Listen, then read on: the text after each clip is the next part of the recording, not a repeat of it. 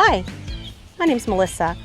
I'm an educator with New Bedford Parks, Recreation and Beaches Full Steam Ahead program.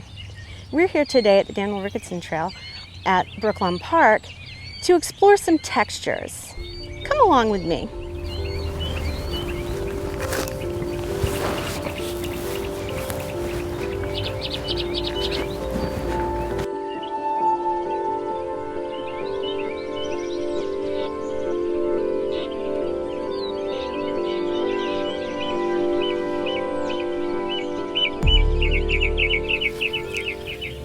So we're at Brooklawn Park. This is the Ricketson Trail, and we're going to explore some textures today. There are a couple of different kinds of textures. There are the textures that you can touch, like the bark of the tree or the moss on the ground. And there are textures that you can see, which you can transfer onto paper, that you can't feel the texture, but you can only see the texture. You can choose a color. In this case, I'll use this purple. And just take a crayon with no paper on it and rub it right across the surface. And this gives you the texture of the stone. You could even do it in another color. And that creates another texture over the first one. Now let's go see what the texture of a tree looks like.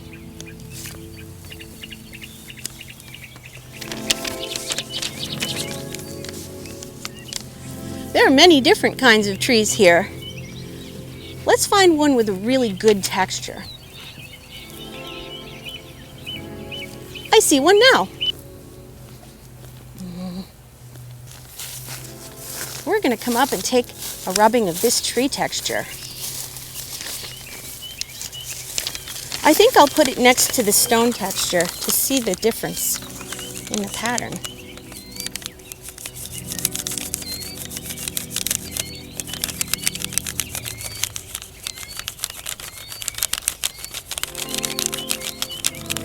The more you rub with your crayon, the more of a pattern will develop. It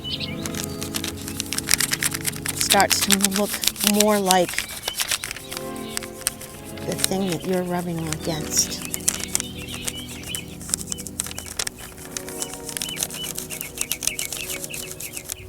In the beginning, the rubbing started to look very similar to the stone rubbing. But the more I did it, the more the pattern appeared. And now you can see that it looks more like the tree bark. Let's go see if we can find some more things to do rubbings of as we walk. I already see a very interesting leaf. This is a holly. We have a lot of them here at the park. And the holly leaves have a very distinct shape that I think would be great for doing a rubbing of. Well, what else do we have here? I think that we can find,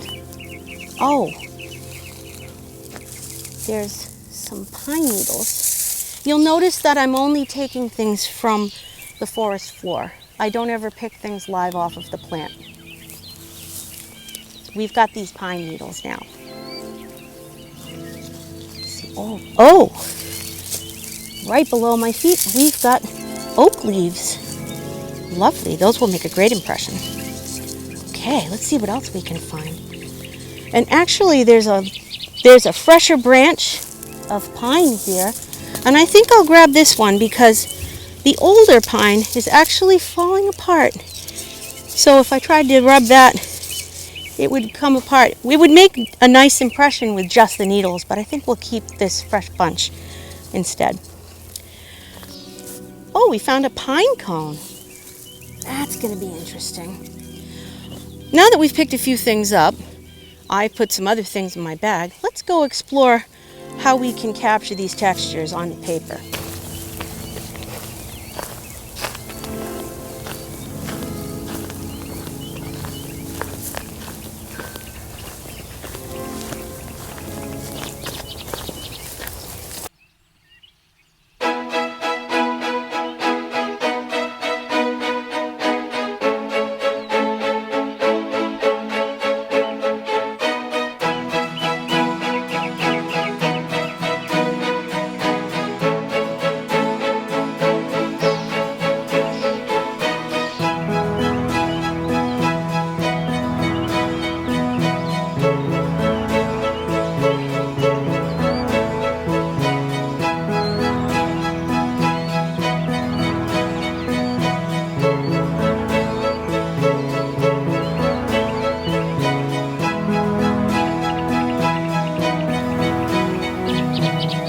now that we've collected some items, let's take a look at how we can do rubbings of their textures. I'll start with a new page. And this log is a great texture too, but what we really want to do is make a flat surface if you can get one. So I brought just a cover to a plastic container. You might have a round one, you might have a green one. If you can't find one at all, you use the surface of a table.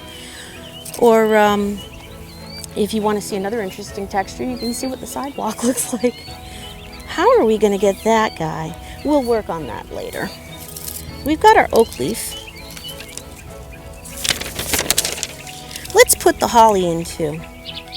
We can do both of them at the same time. That'll be very interesting. Oh, that makes very nice texture. Nice patterns, nice textures. And we talked about the visual textures as being textures that you can see.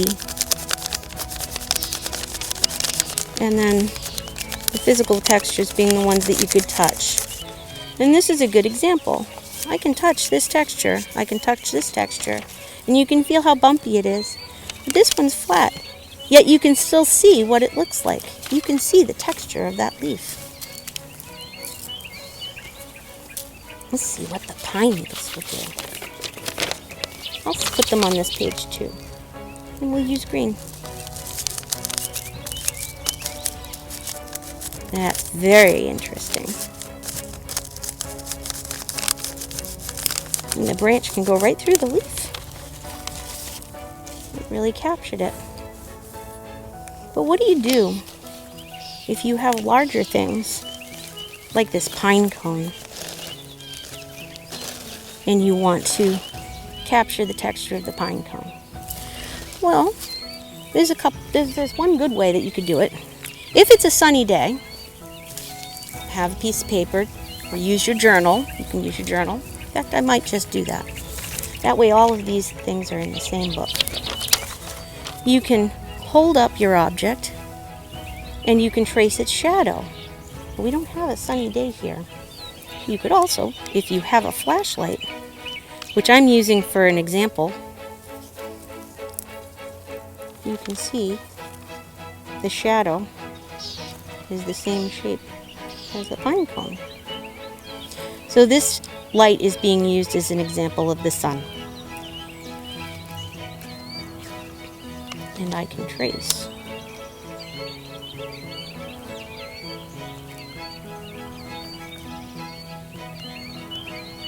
When you hold something away from the paper, the shadow gets bigger. And when you bring it down, it gets smaller. So your image might be a little bit bigger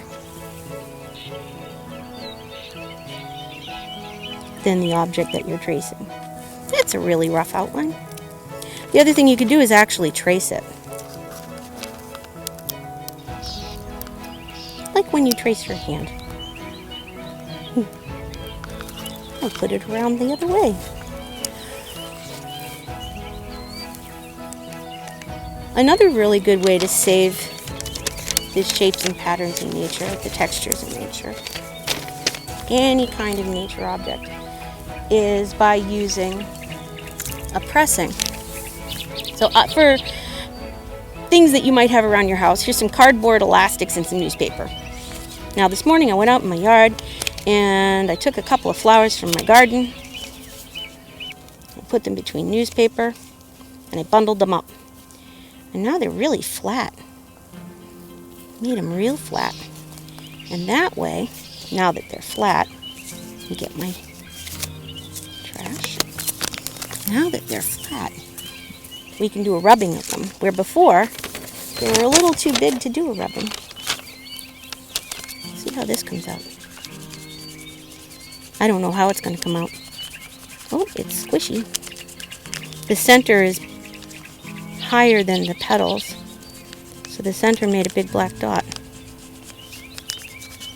And then this guy, sometimes this works better with just a pencil. Sometimes it's not. Oh, there's the flower. I went off the page with that flower. Let's do a violet. There's no right or wrong way to do this. You can just get outside and make these observations yourself. You get the petal there. So rubbing the flowers wasn't as successful as rubbing the tree bark. But since they are dried, since they are flat, we can dry them out in the leaf press and you can save them. These are some of the flowers and plants that I pressed before. You can see that there's some grass, a leaf, some milkweed seeds, and some other flowers in here. To get them in here, I had to make them flat, so I put them in that flower press and waited until they got dry, and then I put tape over it and I turned it into a bookmark. There's many ways that you can make a journal. There's no right way or wrong way. You can use a big notebook like this. You can use a little tiny piece of paper. You can use a stack of drawing paper. I just took some printing paper and I stapled it together. Some people like to tie them together with ribbons, staples. This one is bound with rings. One of the things that's really great about the paper bag journal is it comes with built-in pockets and flaps. So I added a little ribbon so that I could tie it shut so things wouldn't fall out. Open this and open that, and at home I didn't have any leaves, so I put in some pretend leaves. But you could keep a few things inside of your paper bag journal, and that way they can be special and precious to you. Just remember that if you are in a place where you're not supposed to take things out, you should never take anything from that space. That's called leave no trace, when you don't alter a place that you go. There are many different parts of leave no trace, and leaving a place the way that you find it is one of those things.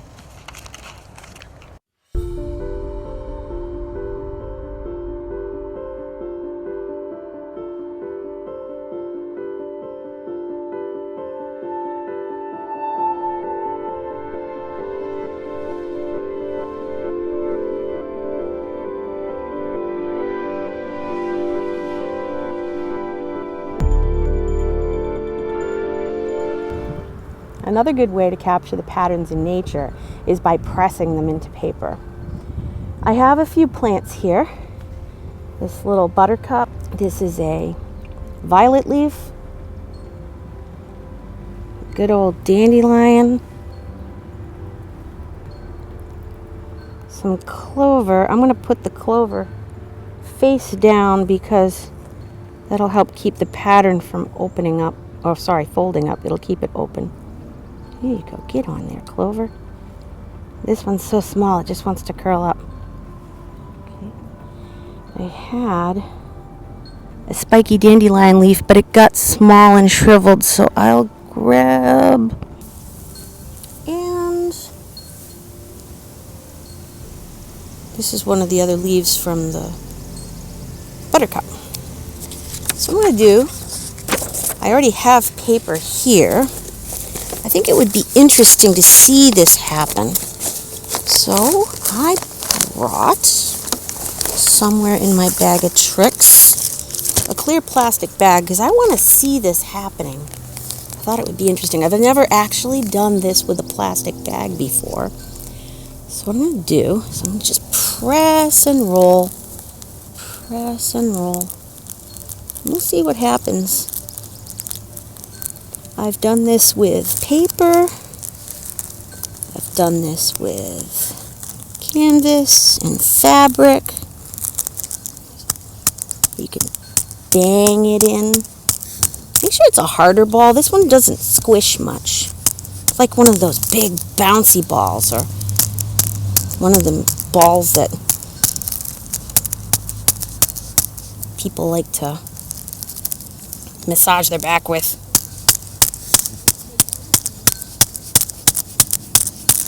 Smash, smash. Not sure how well these are going to work. Sometimes plants are more juicy than others. They have more sap in them. Squish down that dandelion stem. Looks like the dandelion's making a lot of color. Sometimes we'll get a good shape out of it, and sometimes we won't. Looks like our buttercup's not transferring much color. I think I'll turn it around. See what happens when I do that. Now, when you take flowers to do things with like this, or if you're going to pick them for your mom or your dad or your adults or your friends, you want to make sure that they're not from somebody's garden. It upsets them terribly. They work really hard to put those flowers in that garden. Let's see. And also make sure if you're at a place like this, like a park, that it's not a plant or a flower that is poisonous.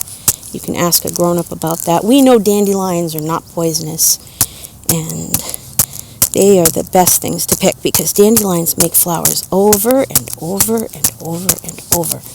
Let's see what happened. We didn't get a lot of patterns out of some of these, which surprises me. That could also be because of the paper I'm using. We did get some color from the dandelion. And I'll show you an example. I used a really fresh red maple leaf. And this is a mounting board. It's kind of spongier, so the liquid goes into it more. And this was a flower. And that was another, actually this is from a hydrangea bush. It was a flower and a leaf from a hydrangea. Someplace I have the fabric.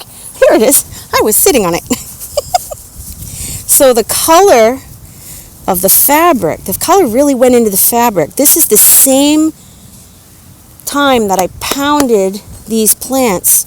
I used the fabric when I did the clover and the leaves and the hydrangea, but this is clover. Hydrangea came out like this instead of like this. On this one you can see the pattern of the hydrangea more. So it's interesting to see how fabric and more of a spongy surface like a cardboard type and the paper, this paper actually really resisted the moisture of the plant. And that surprises me. So what happens if I just bang right on it? I'll just bang on it. It makes a gushy mess. Or rub it. A little bit more green, a little bit more of a pattern. So sometimes that works. I like rubbing things better. I feel like the pattern shows up more when you rub them, unless you're using something like fabric. So different patterns in nature can be similar. Now, we've got this great pattern here on this stump. When a tree is cut, some of you may know already that you can tell how old it is by the rings that come out. So this is a fairly old tree, which is very sappy. And I got some on my hands. This is like last time when another time when I used the marker and got the marker on my hands. So some of the patterns in nature can be pretty interesting, exciting. Like this snail. The shell is a spiral. This is a young fern that just comes out. That's called a fiddlehead before it opens up, which is also a spiral. And it can also have many spirals in the spiral and a millipede. So they all have spirals. Similar to that, we have the spiral, the circular shape of this stump, which is similar to a spider web. Another one would be the bottom of a round pine cone. And that's where it connects to the tree, where it connects to the stem. And then a spiral of the dandelion head. And that is similar to a flower, like our buttercup, or our dandelion. And this is actually a close-up of a flower of a milkweed plant, which is a very important plant. It's the only plant a monarch butterfly lays its eggs on. The caterpillars eat that plant. Snowflake also got these wonderful radial arms coming off of it. And then there's an ant. Hello, ant. Other patterns that you will see in nature are things like leaves, mushroom, has a great pattern on top. And what else have we got that's wonderful? We've got our monarch butterfly. And the thing that's interesting about these patterns too is they're symmetrical. They're the same on both sides. So if I take this, put it here, and I put it here, it's the same. It's very interesting to see that. I like noticing interesting things about nature. A little pill bug or a sow bug, or what's also called a woodlouse, does 3 different things. It makes a little arch, a long, segmented, almost like a bridge, and then it can curl right up in a ball. Some of the woodlouse do not, or woodlice, do not curl up in balls. Some do. Then we've got a cicada and a dragonfly, which are also the same on both sides. We've got cicadas are exciting because they live in the ground the whole time that they're young, and then they come out of the ground and burst out of their skin, and like a butterfly coming out of a cocoon, they have wings after they burst out of their skin. You might find an old cicada's skin sticking to a tree and hear the sound in August. It makes a really loud sound in a tree. Things that have other patterns are mosses and water droplets, eggs, even animals like a duck, which is a bird, water, so many things.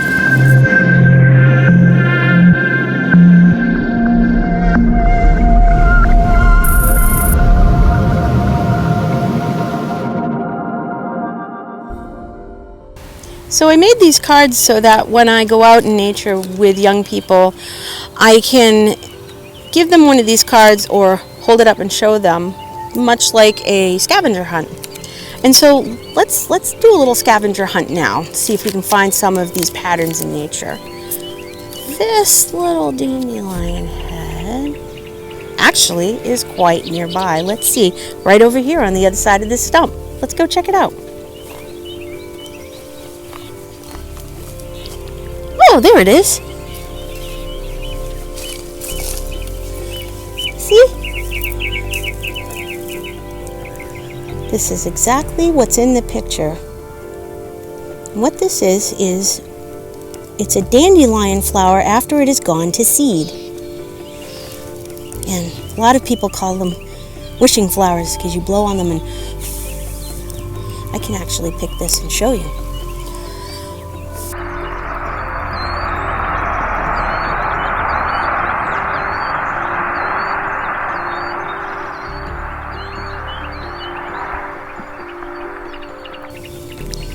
Let's see if we can find a buttercup.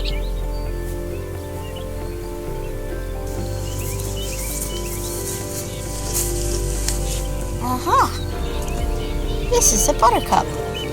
It's a little broken, but you can still tell. 1, 2, 3, 4, 5 petals. 1, 2, 3, 4, 5. Same center. Yes, we found our buttercup. Let's see if we can find a pine cone. We have to make sure that it's one that's not already falling apart, because the rain sometimes makes them break and fall apart, deteriorate.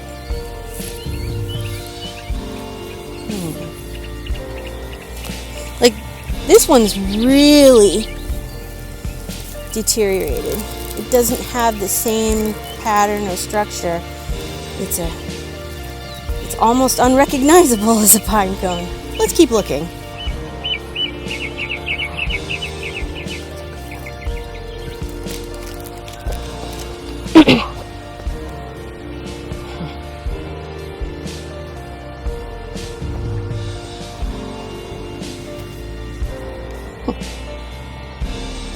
That's okay. Let's take a look at what we found. This is obviously a different kind of pine cone, but you can tell that the structure is very similar. We've got these little, almost like scales that go around in a circular pattern and gets bigger as it goes out. So it's very similar Even though it's not exactly the same, we still found the bottom of a pine cone.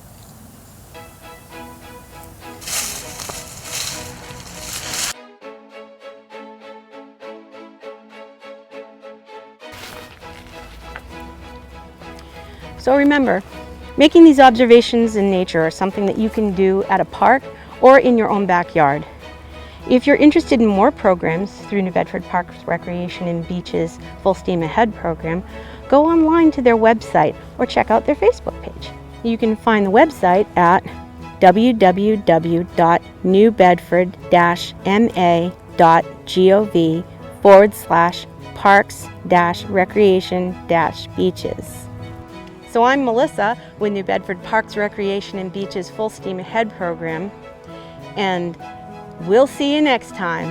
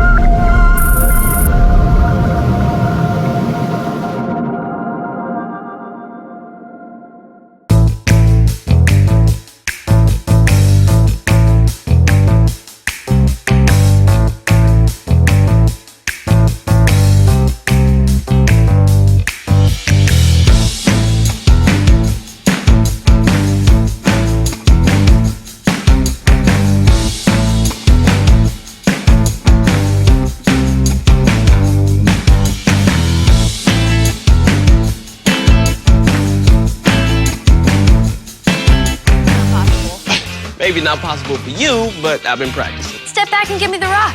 Okay. Mm-hmm. Nice. 1, 2,